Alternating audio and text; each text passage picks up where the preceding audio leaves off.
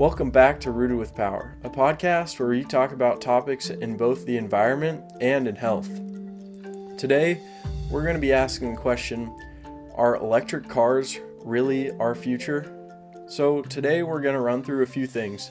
First, we're going to talk about why we see a need to move to electric cars. Second, we're going to look at the three main drawbacks of why we aren't already fully in the electric car market, or why we shouldn't go there. And then we're going to run over the 4 different types of fuel or engine types for cars. And then we're going to talk about some possible alternatives to electric cars. So let's get right into it. Why do we need electric cars, and why has there been such a big push for converting to EVs or electric vehicles?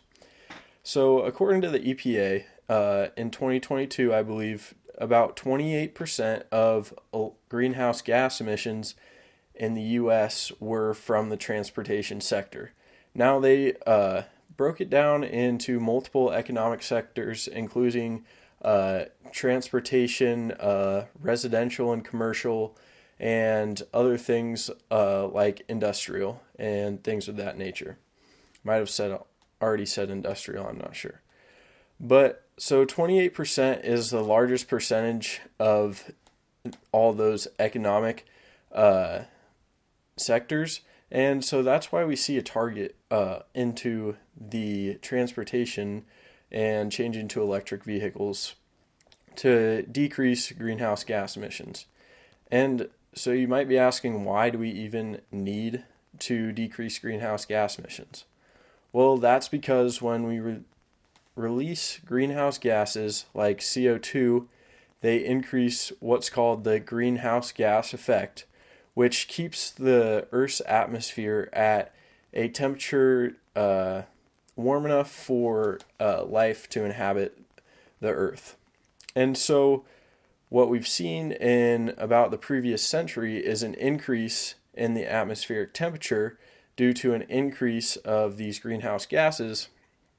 And this increase in atmospheric temperature has had the effects that we usually see called as climate change. And I'm not going to get into all the effects that this increase of atmospheric temperature has had, but there are many negative effects, and there may even be some positive effects to this, but from what research has been done so far, it's seen that the negative effects really outweigh the positive effects. So that's kind of the reasoning behind why the nation and the world see such a beneficial impact to decreasing the amount of gasoline and burning cars and an increase in the amount of electric or hybrid cars. So for us, or the consumers in the US, what are some reasons why we aren't fully shifted to the EVs, and why don't we see these as super beneficial? So first is the question, are these EVs really better for the environment?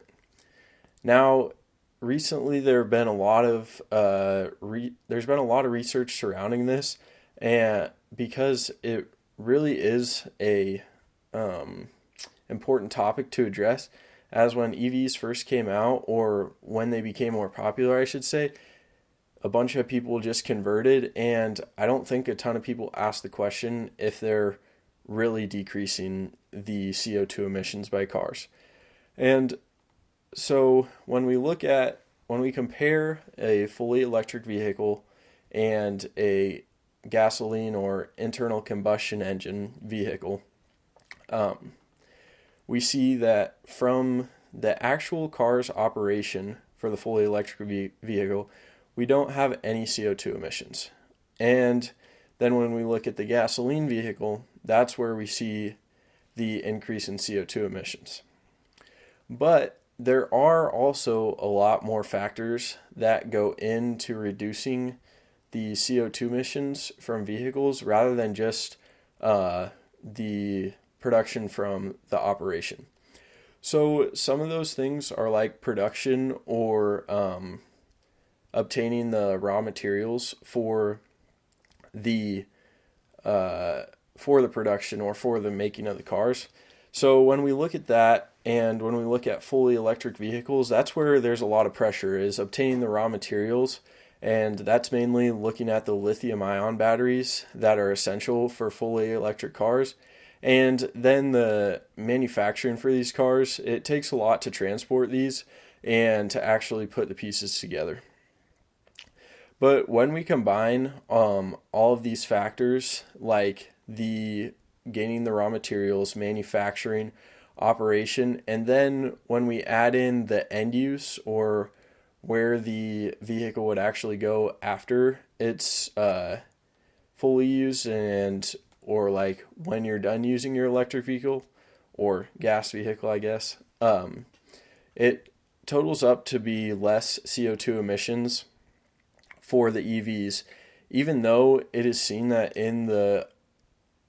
even though that's seen when we obtain the raw materials, that there is a greatly higher amount of CO2 emissions, and when the manufacturing CO2 emissions are higher as well in the electric vehicles, but the amount of CO2 emissions in operating the gasoline vehicles still outweigh the CO2 emissions in these electric vehicles.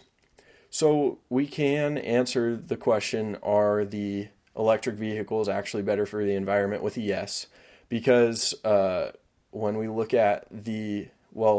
just look at the CO2 emissions, there is a greater amount of CO2 emissions for the gasoline vehicles rather than electric vehicles. So that is the main environmental impact we're going to look at today, because that's the major one. But there are some other environmental impacts that EVs can have, and one of these main ones is the mining for these materials and metals that are needed to manufacture these cars. And we're mostly looking at lithium mining, and as well as nickel mining. And I'm pretty sure there's only one nickel mine in the entire country of the United States.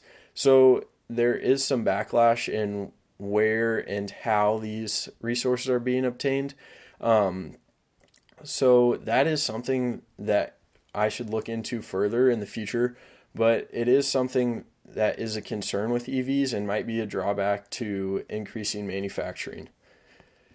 Okay, so that answers, are they really better for the environment? And that answers that with a yes. And so the second main drawback I see to moving into EVs fully in the future is, will the range of the vehicle actually be long enough? And according to the Department of Energy in 2022, the median electric vehicle range was 234 miles, with a maximum amount of 405 miles in some vehicles, whereas a gasoline vehicle gasoline vehicles in total, I guess, had a median of 403 miles for their range on a full charge or a full tank of gas. Now, 234 miles does not seem like a lot when you're thinking about a long road trip, or like using it throughout the week for longer commutes. But when we look at electric vehicles, I think the main purpose for them so far has been seen as commuter vehicles. Now, if you're looking at 234 miles for a range, if you're using it as a commuter vehicle, the average American only goes about 39.7 miles a day, according to the U.S. Department of Transportation. So if you would only go 39, or let's round up to 40 miles per day, then if you went a whole week, that would only be about 280 miles on 40 miles per day, 7 days a week. So you would really only need to charge about twice a week. But that can be a little bit of a hassle, because when we look at the home chargers, if you only use a 120 volt charger, it can take up to 12 or 13 hours to even get 30 to 40 miles of a charge. But when you go up to the higher voltages, like or not voltages, I think it's wattages, when you go up to those to like 240, it can decrease the time, but it does take a while to charge. So if you don't have a home charger or you can't park at one for work for long periods of time, then having a commuter EV might not really be the solution that we're looking for. But when we look at the problem, will the range of the EVs be sufficient for our purposes? We really have to break it down into what you're going to use the EV for, or what you're going to use your vehicle for. So like if you're taking long road trips, like multiple times a year, and if it's like something you do for your work, an EV is probably not going to be the right choice for you, because it takes a long period of time to charge these vehicles, and they don't have the range that a gas vehicle would, obviously. And so, but if you're just using it as a commuter vehicle and you would have access to this electric charger, or you would have an electric charger at home, it could be very beneficial for you to have an EV, because they are cost effective, and they are better for the environment, which that kind of leads me into my third question about EVs. And that's if electric cars are going to continue to be too expensive. So it was found in a study by the University of Michigan that the cost up front of an EV is greater than a gasoline vehicle, which I feel like is pretty prevalent in the market right now. The EVs are better for the environment, but they cost a premium price. And in the past few years, we have seen the average price of an EV go down, but it really hasn't met the mark or gotten low enough to be seen as a same priced alternative to gasoline vehicles, or at least I don't think it has. And I think that's also because these gasoline vehicles have been on the market so much longer. So there's a lot more manufacturers of these, and there's a lot more cars out on the market. So there's a lot more used vehicles, which have a lot lower price. But when you look at electric vehicles, there's not as many lower price alternatives that are about the same quality as a new vehicle, because there's not a large used market, if that makes sense.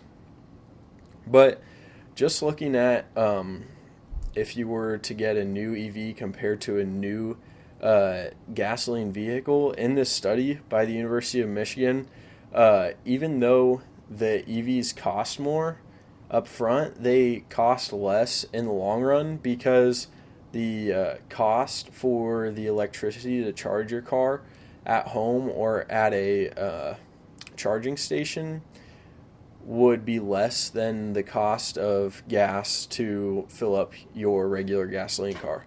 So when they looked at this in the study, the break-even time for the smaller, more compact vehicles, like a compact vehicle or a mid-sized sedan or a small SUV, was a lot shorter break-even time than those of larger vehicles like mid-sized SUVs and pickup trucks. And so then when we get into those specific areas, for compact cars, mid-sized sedans, small SUVs, and mid-sized SUVs, they had studies in multiple cities, and in these cities, depending on the cost of electricity there, it was seen that in most of these places, these cars can break even in less than 10 years.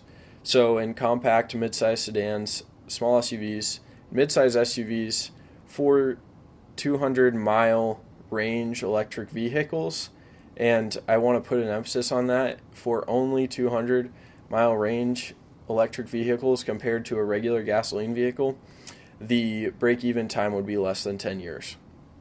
Now, if you up that mileage range to, let's say, 300 miles, as they did in the study, the compact cars and the mid-sized sedans were breaking even in about 9 to 20 years instead. So increasing the range of the car probably increased the battery size and possibly the engine size.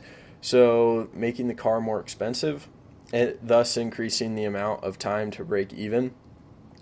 And then if we get into the larger cars, for that same mileage range, so most 300-mile mid-sized sedans, mid-sized SUVs and trucks. Let me start that over. So most 300-mile range mid-sized SUVs, as well as pickup trucks, as well as 400-mile range cars, break even past 20 years of ownership. So for these 300 and 400 mile range cars, most of the time it would take you over 20 years of ownership to break even with a comparable gasoline car when those two are compared. So to kind of rephrase that, if you were to buy a mid-sized SUV or a truck and that was fully electric, and you were to buy a mid-sized SUV or a truck that was gasoline powered, it would take you about 20 years to have the same amount of money spent on that electric vehicle compared to that gasoline vehicle. So if you aren't planning to keep an electric car for 20 years that falls inside those categories, then it probably wouldn't be beneficial looking at the cost for you to get an electric vehicle. But if you're looking at the environmental effects and you're not as worried about as much about the cost, then it could be seen as effective for you to buy one of those larger cars at the fully electric level. But you would have to also look at your range and things like that and actually weigh the environmental benefits. So I want to go back. So this was a study by the University of Michigan, and all these resources that I've talked about, like this study from the University of Michigan and some quotes I've taken from the EPA, those can all be found in the resources down in the description of this video. And within those resources, there are some that offer more information on this subject and could maybe help you if you're trying to decide between a vehicle to buy. And so that answers the question of if electric cars are going to be too expensive in the future, because we see if you keep them for a decent amount of time compared to gasoline vehicles, then they can break even because up front they're going to cost more, but over time their costs are lower. And we've also seen that in recent years the cost of electric cars has gone down, and this study from the University of Michigan we talked about mostly was from 2022, and so by now these costs may have changed and this break-even time may have become less, or it may have become more, I'm not sure. But in all, over time the cost of electric cars kind of evens out with the cost of gasoline cars. And going back to the size of the car, I do want to say that once again, buying a smaller car like the compact or mid-sized sedans will probably be more cost effective in reaching that break-even point if you're just looking for a commuter car. Because if you're buying a commuter car, you don't really need these mid-sized SUVs or these trucks, and you can go for one of these smaller cars where you don't have as long of range, but they don't cost as much up front, and you don't really need that big size and a lot of energy to just get you to work, if you know what I mean. So now we've answered those three questions, and we've said that electric cars are better for the environment, first of all, and that the range, depending on your use, can be long enough. If you're a commuter just looking for a car, an electric car might be perfect for you. But if you're looking for long road trips, a gasoline car may be a better option for you, or a hybrid car. And then we asked if electric cars were too expensive, and we said if you keep them for a certain or long enough amount of time, then they'll break even. And if you have the budget for them, they can benefit in the environmental side. And once again, for the expenses, you have to look at your use, because a commuter looking for a car could could buy a lot more cost-effective car than someone who's needing a long range for long road trips. So now that we've gone through those three main questions about electric vehicles and compared to gasoline vehicles, I just want to talk about the four types of cars and what could maybe be some options for different uses. As I've talked about so far in this episode, there are a lot of different uses for cars, and depending on your use, that could tell you where you should steer, like either to partially electric, fully electric, or just stick with gasoline. So the four main types of cars that we see mostly on the market are fully gasoline or internal combustion engine vehicles. And so those are just your regular cars. You put in your gas or diesel at the gas station, and they have the internal combustion engine, as we know, and they have as long of range as you want because you can just fill them up quickly. Well, they don't have as long a range as you want, but they fill up quickly, so that's not much of a concern. The second car we usually see on the market is a regular hybrid. Now, how these hybrids work is you only put gasoline in, or diesel, I think, in their engines, and while you're driving, due to the energy being produced from the engine, the gasoline engine, or internal combustion engine, I should say, and as well as things like regenerative braking, this charges the batteries in the car, which then store energy and allow them to put that back into an electric motor and power the car somewhat on electricity. Now, the main benefits to these is you really see a lot higher fuel efficiency, or like usually see higher miles per gallon for these. And so that's positive for the regular hybrid. And these cars can usually have the long range, but you're still saving some money on gas, and they are usually seen to be better for the environment compared to internal combustion engine vehicles. And so that was the second vehicle we usually see. The third vehicle we usually see is also a hybrid, but it's a plug-in hybrid.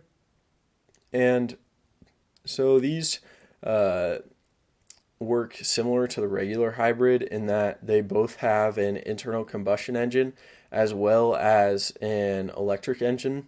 But the plug-in hybrid doesn't get its most of its power from most of its electricity or energy from the internal combustion engine. It gets it from you actually plugging in your car.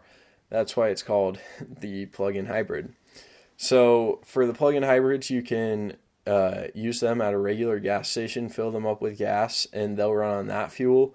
But you can also plug them in at home or at like a charging station and store some electricity that can be used while you're driving. Now, with the plug-in hybrids, they're a little interesting because your range for the electric is only about 30 to 50 miles. So it may be beneficial if you're just being like a commuter usually, and then you go on long road trips every once in a while, because you can use most of that electric battery stored when you're commuting, and then you still have that gasoline that you can go long distances when you need to. But it's been kind of a controversial topic if plug-in hybrids are actually beneficial, and it's kind of seen in the results because only 2% of the market for cars is plug-in hybrids compared to these other types of engines. And I'll get into why plug-in hybrids aren't the immediate answer a little bit later, and after I talk about the fourth kind of car we usually see, and that's the one we've been talking about for most of this episode, which is the fully electric car or battery electric cars. And so how these work is you plug them in either at home if you have a charger, or at a charging station, and that's your only source of energy for the car, is plugging it in, charging that battery, and then that's as far as you can go. And once you run out, you have to stop at a charging station, or you have to be home to recharge your car and increase your range. So I'm going to go back to the plug-in hybrids for a second, because if you think about the idea of a plug-in hybrid, it sounds like a perfect solution for this switch to electric vehicles, because most of our time we're going to be spending commuting just to work, and we're not going to go that far of distances. Like I said earlier, the average American only goes 39.7 miles a day, and if we would look at like a 2018 Chevy Volt, they're plug-in hybrids, and they have a range of about 53 miles, so that would be sufficient for just your daily commute. But when we look at plug-in hybrids and why they aren't seen as the perfect solution, first of all, they have a higher upfront cost. So when we look at the cost of gasoline vehicles, fully electric vehicles, regular hybrids, and plug-in hybrids, plug-in hybrids usually have a premium cost more than those other three types. And then if you're just looking for a commuter car, they're not really beneficial, because if you're just looking for a commuter car, then you might as well just go with an EV. Because if you're not going to travel those long distances, then you can just go home and charge every night if you have an at-home charger, or find a place to plug in every once in a while. So if you're just going to be a commuter, I don't really see any benefit in having a plug-in hybrid, because your gas is just kind of going to sit in the car and you're never going to use it if you're just going back and forth and using that electricity.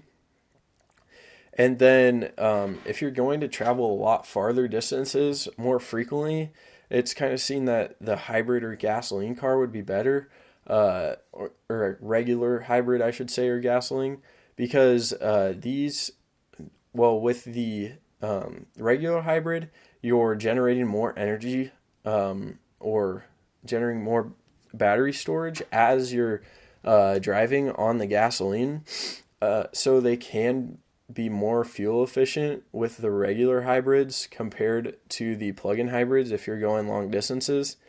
And then you might as well just go with a gasoline or a hybrid, because you're not going to stop on a trip and plug in your plug-in hybrid for a while.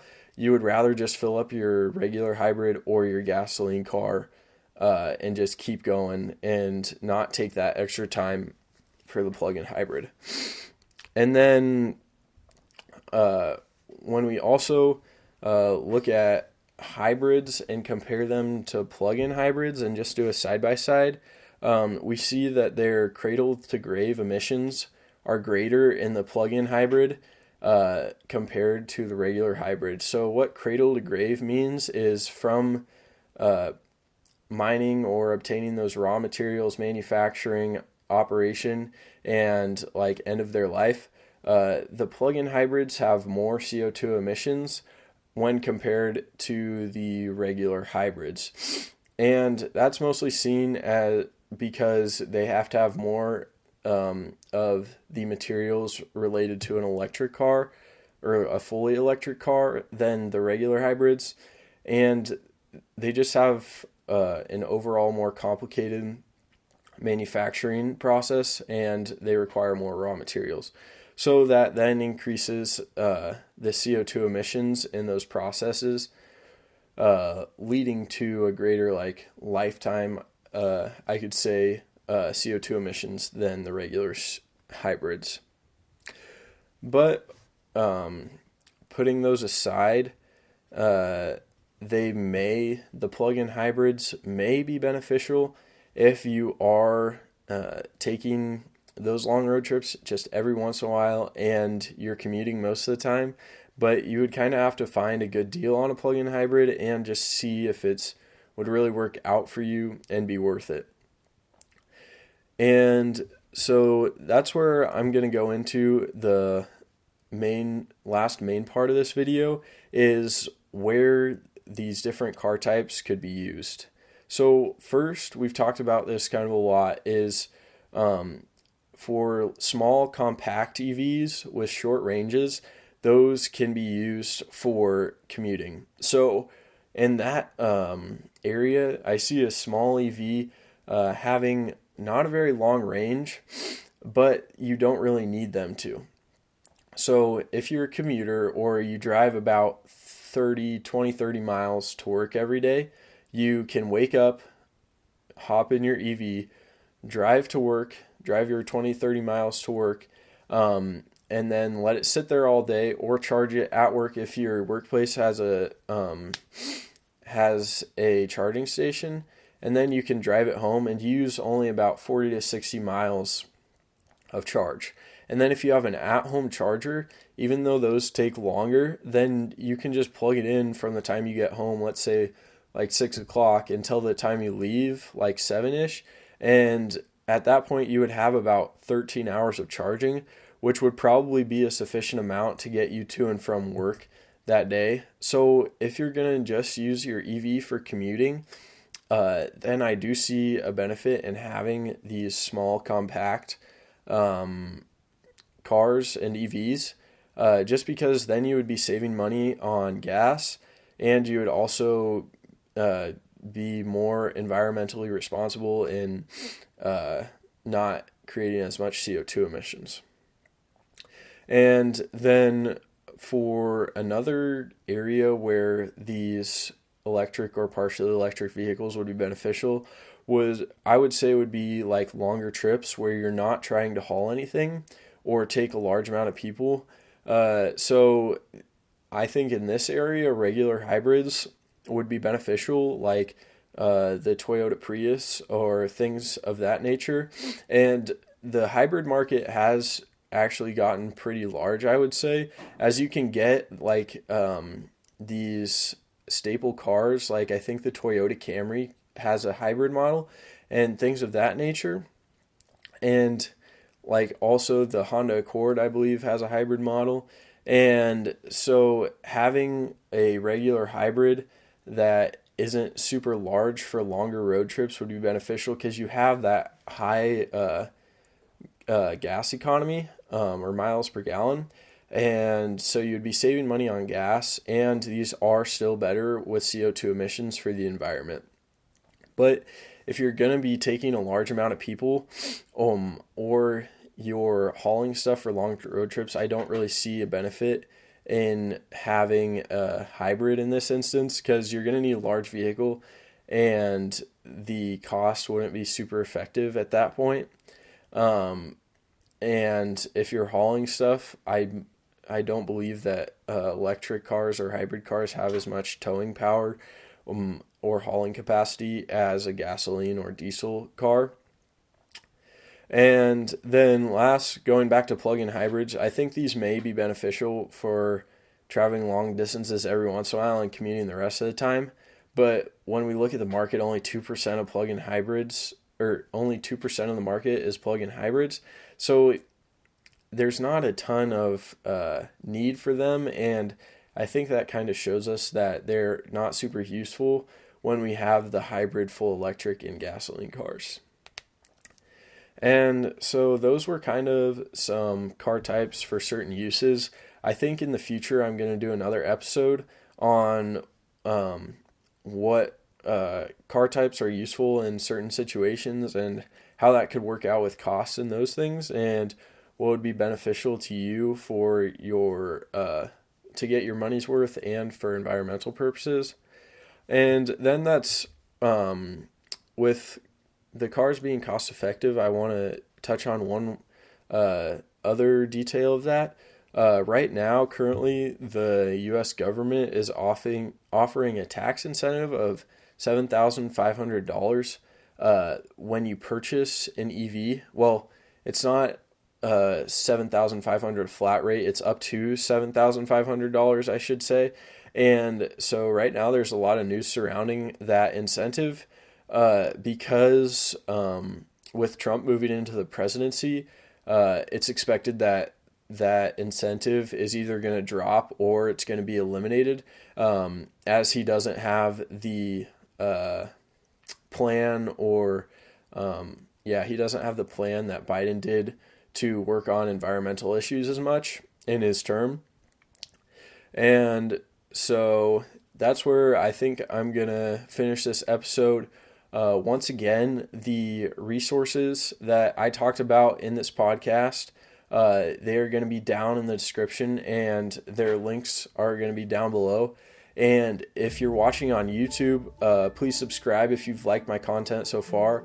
And if you're listening on Spotify, please follow. And on both of those, please comment or like the episode.